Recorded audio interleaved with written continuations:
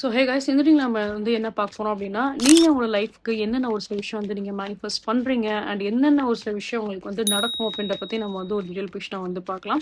So before starting reading so guys please subscribe please give support. Universe கிட்ட multiple விஷயத்துக்காக உங்களோட வாழ்க்கையில நிறைய விஷயத்துக்காக ஒரு சில ஹெல்ப் நீங்க வந்து கேட்டிருந்திருக்கலாம். நிறைய விஷயங்கள் நீங்க வந்து கவனம் செலுத்தணும் அப்படின்றதுக்காக.